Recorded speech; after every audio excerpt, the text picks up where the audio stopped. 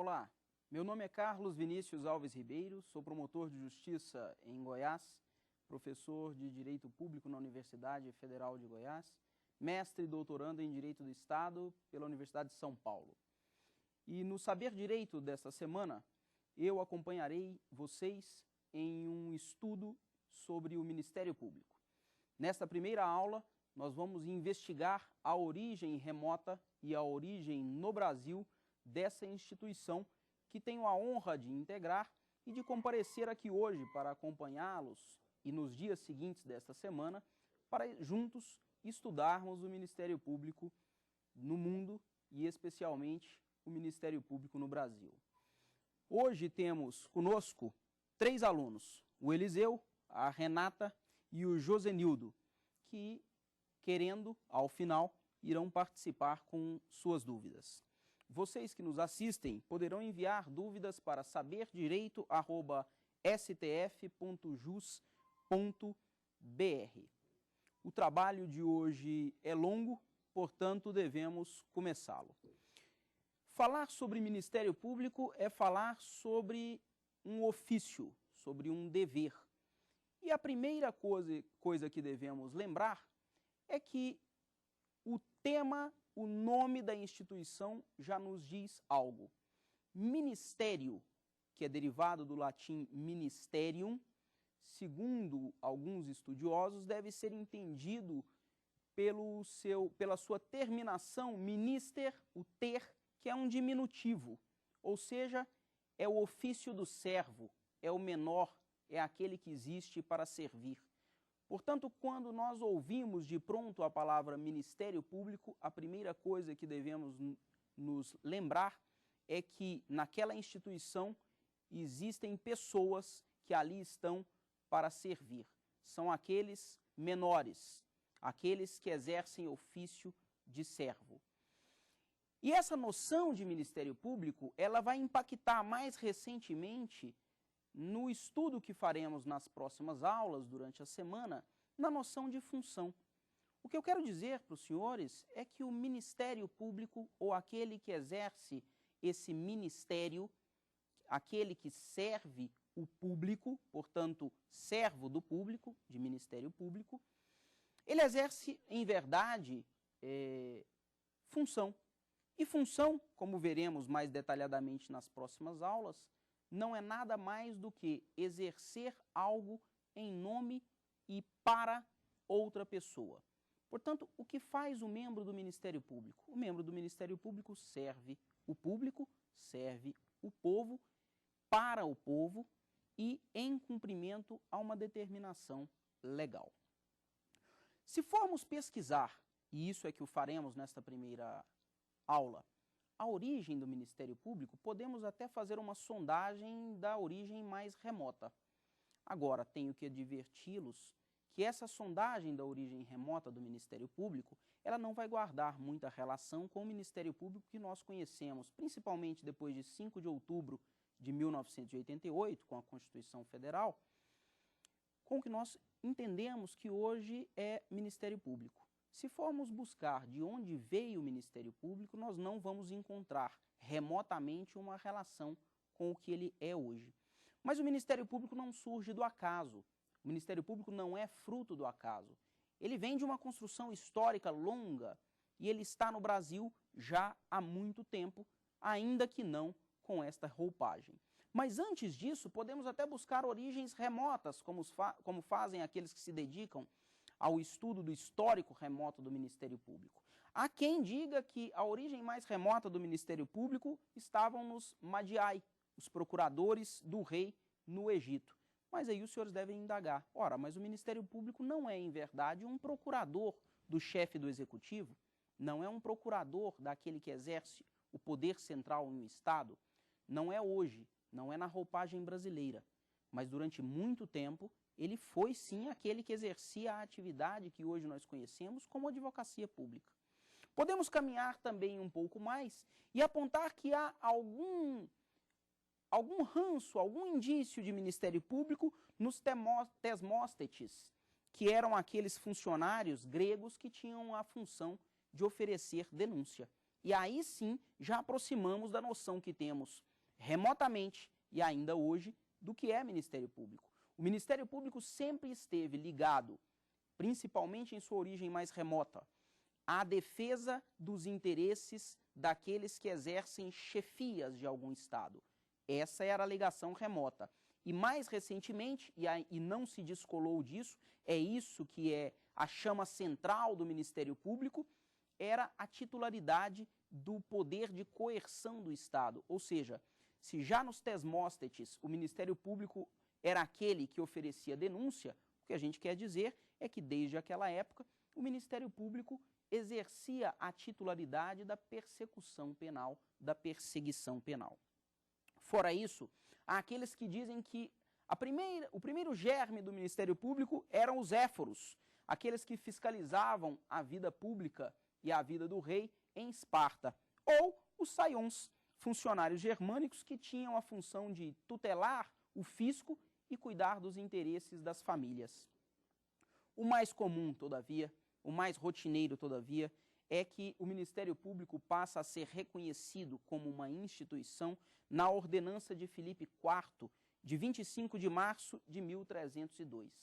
É a partir dali que ele passa a ser entendido como uma instituição. Portanto, a instituição nasce na França, lá pelos idos de 1302.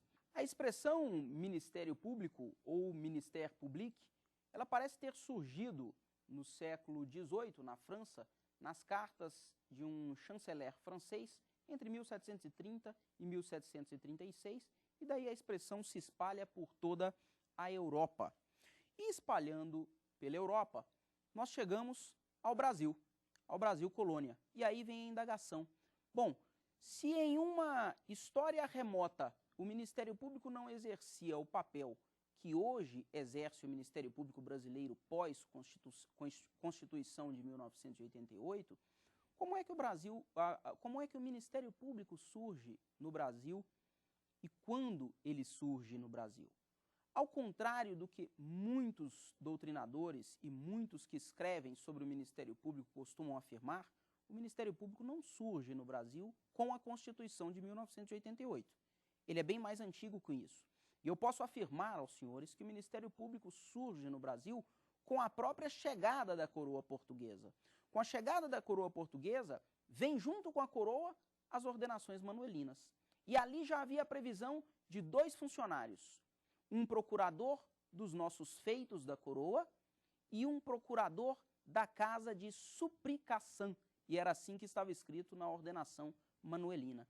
Qual era a função desses 2? O procurador dos feitos da coroa tinha a função de defender os interesses da coroa. Portanto, ele era um advogado público da coroa. E o procurador da casa de suplicação, ou da casa de suplicação, como ficou conhecido posteriormente no Brasil, ele exercia o que hoje nós podemos fazer uma comparação, ser o 2º grau do Ministério Público. Por quê? Porque a casa de suplicação era uma instância recursal, jurisdicional. Portanto, retomando, o Ministério Público chega no Brasil junto com a coroa portuguesa e as ordenações manuelinas. Posteriormente, logo depois, vem as ordenações filipinas, em 1603. E com essas ordenações, lá permanece o Ministério Público, lá permanecem esses agentes com atribuições muito específicas, que era tutelar os feitos ou os interesses da coroa. Em 1808, com as guerras napoleônicas, a coroa portuguesa vem para o Brasil. E quando ela vem para o Brasil, ela tem que fazer uma adaptação no sistema de justiça brasileiro. E aí os tribunais da relação, os tribunais de relação, o da Bahia e do Rio de Janeiro, passam a ter que não mais mandar os seus feitos em grau recursal para Portugal. Portanto, nós precisávamos de um tribunal recursal aqui no Brasil, em última instância. E o Tribunal da Relação do Rio de Janeiro passa a ser, então, a Casa de Suplicação do Rio de Janeiro. O que eu quero dizer é que criou-se no Brasil uma última instância jurisdicional com a vinda da coroa portuguesa para o Brasil, em 1808. E com isso, haviam ali agentes do Estado, servidores, com atribuições de tutelar, também em última instância, os interesses da coroa. seria mais ou menos o correspondente ao Supremo Tribunal Federal de hoje, e a presença do Procurador-Geral da República com assento no Supremo Tribunal Federal. Lembrando aos senhores que nós temos que fazer uma distinção. Ainda naquela época, por volta de 1800, o Ministério Público, ou esses agentes que nós estamos tentando relacioná-los com o Ministério Público, esses agentes não defendiam interesses coletivos, não defendiam a sociedade, mas defendiam apenas os interesses da coroa. Logo depois, no Código de Império, Código de Processo Penal de Império de 1832, houve a previsão de um promotor de justiça titular da ação penal. Eis ali, me parece, o embrião do Ministério Público, do verdadeiro Ministério Público brasileiro. Se nós estávamos até agora buscando alguma relação entre os procuradores que defendiam os interesses do Estado e as funções do Ministério Público, ali, no Código de Processo Penal do Império, surge o promotor de justiça, usando exatamente este termo. E esse promotor de justiça recebeu do Código de Processo Penal do Império uma atribuição muito específica: promover ação penal.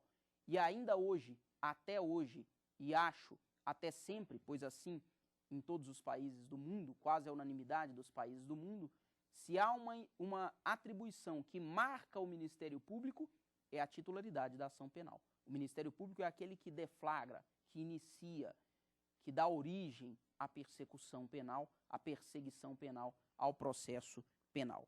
Logo depois, o Decreto 848 de 1890 estrutura o Ministério Público já agora como instituição. Ou seja, logo depois do Código de Processo Penal do Império, um decreto diz: existe uma instituição no Brasil. Essa instituição, que é a instituição onde os agentes exercem a função de persecução penal, vai se chamar Ministério Público, em decorrência, inclusive, da influência europeia, a vinda da coroa, porque na Europa, já no século XVIII, usava-se a expressão Ministère Public a se fazer referência ao Ministério Público. E aí os senhores vão me indagar: ora, mas se nós fizemos todo este percurso até agora, tentando buscar a gênese do Ministério Público na história remota, a gênese do Ministério Público no Brasil, o tema da nossa aula são as funções extrajudiciais do Ministério Público. O que nós vamos estudar durante toda a semana são as funções que o Ministério Público desenvolve fora do Judiciário, desvinculado do Judiciário. Que funções são essas? Como é que isso acontece se até agora, pelo que está se dizendo, o Ministério Público exerce a função de deflagrar a ação penal? E deflagrando a ação penal, ele obrigatoriamente estará vinculado a um juízo, ao Poder Judiciário. Quando é, afinal, que se desvincula o Ministério Público de titular da ação penal e o Ministério Público passa a desenvolver outras atividades, para além das penais? O marco, o maior marco da civilização, da possibilidade de o Ministério Público exercer atribuições cíveis, é o Código Civil de 1916. Foi lá no Código Civil de 1916 que o Ministério Público recebeu atribuições, já em uma história bastante recente, não mais apenas criminais. As atribuições do MP, a partir dali, já não eram apenas de persecução penal, mas ele tinha atribuições cíveis, vinculadas essas atribuições a 1. Ou incapacidade da parte, ou 2. Indisponibilidade do interesse. O que eu estou dizendo aos senhores é que o Código Civil de 16, que até pouco tempo nós ainda utilizávamos, ele disse: Ministério Público, você que exerce a instituição de persecução penal, você que promove a ação penal, em determinadas hipóteses, você exercerá também funções cíveis. E quando é possível nós aglutinarmos essas hipóteses trazidas pelo Código Civil em um rol só? É possível, desde que nós compreendamos que as funções cíveis do Ministério Público com o Código 16, ela era agrupada ou pela qualidade da parte, menor de idade, incapaz, ou pelo interesse em jogo. Quando o interesse fosse muito relevante, caberia